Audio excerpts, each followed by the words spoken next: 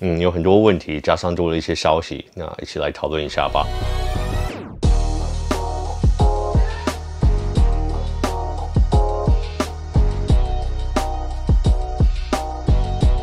现在回顾一下这星期讲了什么，然后回答一些大家的问题。这星期有讲到，LG 出手 iPhone 12降价 ，AirPods Pro 2新功能，13寸 Apple 晶片的 MacBook Pro 规格流出。重点就是有谈到 LG 也将提供 iPhone 12的萤幕，也可以让苹果的成本降低。那 AirPods Pro 2传出的新功能，像是自动切换降噪功能是什么意思？还有关于年底要推出的13寸苹果晶片的 MacBook Pro 规格流出的部分。那第二 ，iPhone 12背后的磁铁有大亮点，然后 iPad Pro 11寸将被取代。末代 Intel iMac 将影响到 iPhone 12什么 ？John Prosser 又爆料什么了？这个蛮有趣的。iPhone 的零组件背后的照片看到有一圈磁铁，那等等来多讨论一下大家的问题还有讲法，还有加上更多流出的新消息。然后 iPad 的整体产品线可能被调整，然后还有末代 iMac 被 John Prosser 精准预言代表什么呢？然后第三 ，iPhone 12的萤幕组件照流出，刘海又没变吗 ？AirPods Studio 的规格，然后 Apple Watch SE 平价版。这支影片里面我大概比照了所有流出来的萤幕零组件照，和前几代的对照起来，然后看看刘海的尺寸是否有变，还有 AirPods Studio 目前所知道的规格，然后 Apple Watch 平价版的消息。那以上的影片我都有放连结，那想看的话可以先去看看。好，我们先来回答一些热门的问题，然后再来补充一些更新的消息放在里面。好，第一个问题就是更新可不可以再快一点，再爆更多的消息出来？我常常收到这样的留言或是私讯那或是传一些照片流出来的照片，希望我确认，或是希望拍一支影片来谈。那还有怎么不快点讲讲某某产品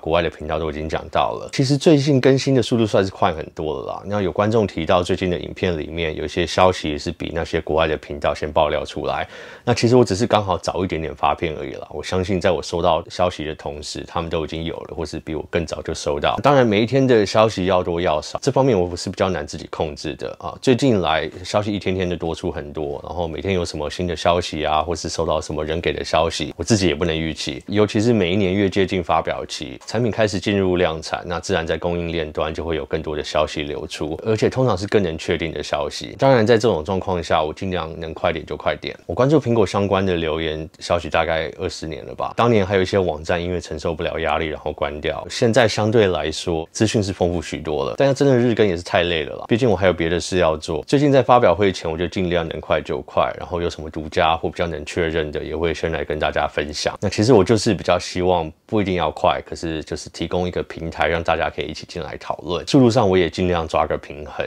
其他类型的影片将来还是会有，不太可能变成专门讲新闻的频道，因为毕竟我还是喜欢开箱好玩的产品还有介绍一些功能类型的影片。再来 iPhone 12出来之后，和其他的产品正式推出之后，就可能会有多一点另一类型的影片。那第二个问题就是 iPhone 12组件后面的磁铁圈的作用到底是什么？好，先来讨论一下 iPhone 12组件流出，看到后面有一圈磁铁这个部分。这个消息是先前在 Everything Apple Pro 的 Twitter 先看到，那再来有很多其他的外媒也开始有讨论这个消息，大都是也是指向跟AirPower 或是磁铁吸附式充电器有关系。再来也有这一张看似 iPhone 12手机壳的照片，内部一样是有一圈磁铁，看起来是和充电器其实是更有关系。那再来第二个说法也是很多人猜测的，就是反向充电。我觉得大家可以去看看这一位 OneFlow 观众的留言分析，那每一项大致上都有讲到，那也提供一些其他的想法，我觉得很有意思。那反向充电这个方面，我个人不是觉得不可能，只是担心现在的电池容量本身就已经不太够，这个磁铁圈再加反向充电功能上的必要性到底是，当然是可以帮助对齐另一只 iPhone 啦，但也是要新款的有磁铁圈的，然后或是配上有新的配件，所以我不太确定这一点。再来有另一位观众 Ethan Kwong 的留言，他有提到当年我非常赞赏的一台手机叫做 Palm Pre，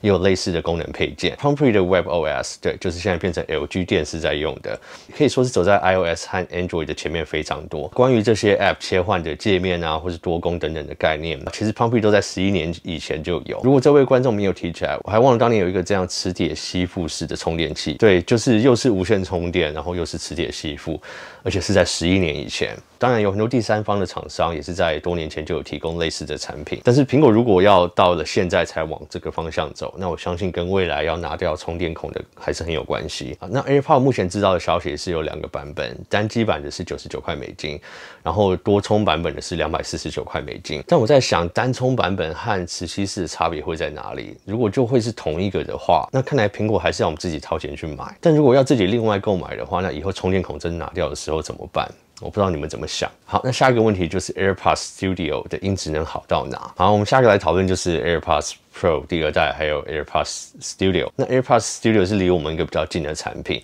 很多人提到音质的部分，就是说不管怎样，目前的无线技术是不可能超越有线技术，这点是必然的。但是就单以 AirPods 系列产品在无线耳机当中，音质也是一样排在后端班。那苹果本来针对的对象就不是最高端的发烧友，它要打的是大众市场。以目前同类型最热卖的，像是 Bose 还有 Sony 款来说，苹果就是要吃下这一块的商务市场。功能上再搭配自己生态链的一些硬体啊，然后和现在强推的 Apple TV Plus 的内容，那还有未来他们要推出的 AR 还有 VR 的装置，我觉得这才是他们主打的方向。那音质部分，我觉得只要能追上以上的几款，我想他们的客群都可以接受。其实另一个观众也有提到 ，Apple 先前发表的环绕音效的功能，其实在 AR 和 VR 使用上就很有必要性，因为特定的音效不会跟着你的头转向而跟着变动。那在 VR 游戏里，这点就颇重要了，不然在射击游戏中，你永远找不到枪声是从哪来的。好，再来下一个问题就是怎么看 iPhone 12的刘海，然后在不在意如果都没有变的话。上次那一支影片出来之后，我本来是期待看到外面有不同的解读，那我也把那个比对图传给一些人，但是后来他们大致上的解读方式也都一样，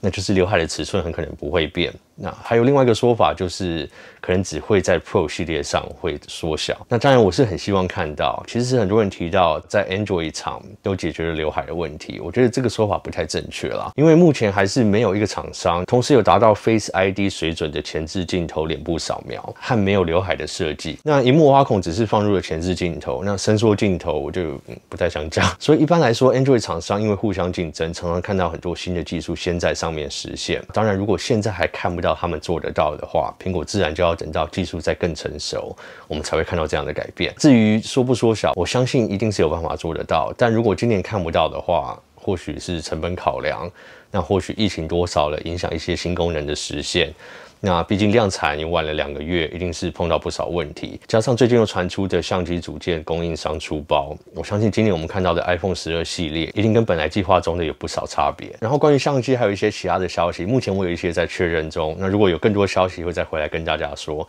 大家如果还有什么问题留言让我知道，那我到时候可以再做一集回复留言的影片。然后最后还是要谢谢你们的支持，因为频道刚刚破了5万。我自己也有点吓到，但都是因为你们的收看还有帮忙分享才能达到的，所以还没订阅的可以帮忙一下啊，开启小铃铛、按赞、分享影片，然后今天的影片就先到这边，我们下次影片见喽，拜。